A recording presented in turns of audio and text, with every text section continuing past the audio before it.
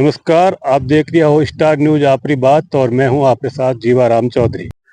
सोजित तहसील चोपड़ा ग्राम पंचायत नया गांव में आज मुस्लिम समाज द्वारा सम्मान समारोह रो आयोजन करने मौलवी अनर रज्जा रो सम्मान करियो गयो।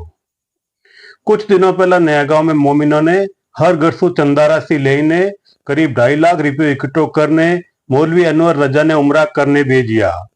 उमरा सु पाचा आया रे बाद ग्रामीणों ने डीजे री धुन माते नाचता गावता जुलूस निकालियो। समारोह रे दौरान आयोडा मेहमानों ने सापा बंधुआई ने उन्होंने भी स्वागत करियो। इन दौरान मुस्लिम समाज रा मौजूद लोगों ने शायराना अंदाज में इबादत करने वाला और उम्रा तथा हज करने वाला इंसानों रे जीवन में आने वाला बदलाव की जानकारी दी और नबीरा बतेड़ा उसूलों माते चलने नेक काम करना सीख भी दी। समारोह में आया मुख्य अतिथि पाली विधायक भीमराज भाटी बतायो कि हिंदू और मुस्लिम इंसान की दो आंखों का रूप है, इनसु हमेशा समान नजर सु देखना चाहिए।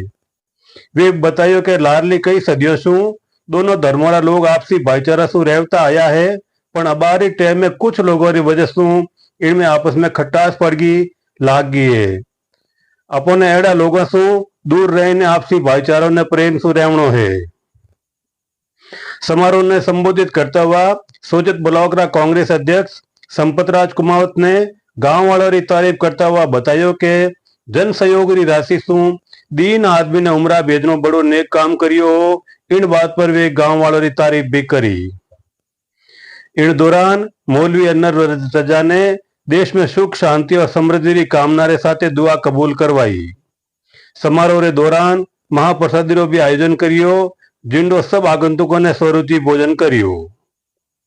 इन दौरान चोपड़ा प्रशासक कमला जाट, रैपड़ावास प्रशासक भंवरलाल कुमावत सहित मुस्लिम समाज रा मौजूद लोग और ग्रामीण जन मौजूद रिया। खबरों से जुड़िया रहने वास्ते इन चैनल ने सब्सक्राइब करने बेल आइकन दबा दीजो और वीडियो ने शेयर कर दीजो। धन्यवाद। मैं आप सबका अनवर रजा साहब हज करके आए, वो अभी मैं आया तब नात पढ़ रहे थे। किस्मत वाले हैं जो जिनको मदीना जाने को मिलता है, किस्मत वाले हैं जिनको मदीना जाने को मिलता है। तो पहले तो हज के फार्म भरे जाते थे, हज के फार्म में लॉटरी निकलती थी, लॉटरी निकलने के बाद और हजारों लोग फार्म भरते थे और लॉटरी निकलती थी कम। हर मुल्क की 5,000, 7,000, 2,000, 1,000 ऐसे संख्या निश्चित होती थी हज कमेटी की तरफ से। उस वक्त बड़ा मुश्किल था हज करना, और हज करके जाते थे, हज करने जाते थे तो हम उनका स्वागत सत्कार करने जाते थे विदाई देने के लिए बस पे रेल पे। लेकिन अब तो हज करना बहुत आसान हो गया। मैं ज्यादा देर नहीं लूंगा, अभी सबको खाने की भूख लगी है, मेरे को भी भूख लगी है। वो आप सब फिर भी बहुत शांति के साथ आपने इस स्वागत समारोह में सब लोगों ने आपस में शामिल बनाया। ये हिंदू मुस्लिम एक ही आदमी की दो आंखें हैं। दाई आंख हिंदू है तो ये जीवनी आंख मुसलमान है। लेकिन ये लोग फालतू की दरार पर अब देखो नहीं यहाँ ये खिताराम जी बाप जी की वो गले में माला लेके बैठे हैं। जबर सिंह है कि उन्हें राजपुर कहाँ गए थे? मैं देख रहा था कि खिताराम जी बाप जी की गले में लॉकेट पहना हुआ है। यहाँ जाट भी बैठे हैं, दूसरी कौम के लोग भी बैठे हैं, अपन मुस्लिम भाई भी बैठे हैं। अपन तो रोज आपस में आमने सामने रहते हैं, कभी कोई बोलचाल भी नहीं होती है। और कभी बोलचाल हुए तो बूढ़े बुजुर्ग गांव वाले उसमें शांति कराते हैं कि यार आप बच्चे की गलती है तो इसको मत ले। ऐसी परंपरा रही है। हिंदू मुस्लिम एक मोहल्ले में रहते हैं, वो 2 घर हिंदुओं के हैं, 1 घर मुसलमान का है, या 4 घर मुसलमानों के हैं, 1 घर हिंदू का है। उनमें आपस में कभी कोई झगड़ा नहीं होता। लेकिन ये लोग अपने वोटों के लिए झगड़ा कराते रहते। अब वक्फ का कानून ले आया। वक्फ कानून की क्या जरूरत है? वक्फ जमीन वक्फ में रहेगी, उसमें कोई बेईमान आदमी उन्हें बदमाशी कर रहे हैं तो वो मुस्लिम भाइयों की नजरों में गिर जाएंगे। और गिरे हुए हैं कि किसी ने वक्फ की जमीन पे या मस्जिद की जमीन पे 100-200 रुपए महीने में किराया ले रखी है 20 साल पहले। अभी उस दुकान का किराया 10,000, 20,000 है, फिर भी वो नहीं खाली करता तो मालिक क्या न्याय है?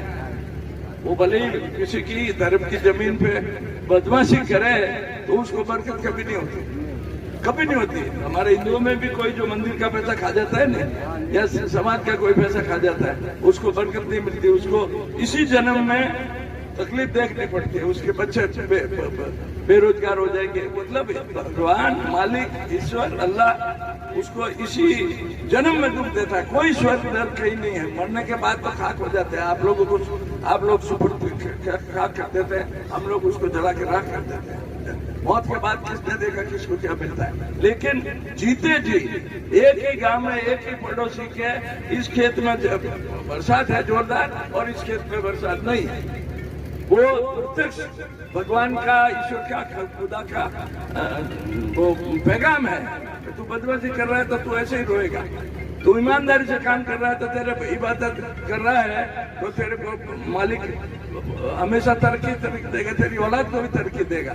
इसलिए मैं आभारी हूँ आप सबका, इस कमेटी का भी।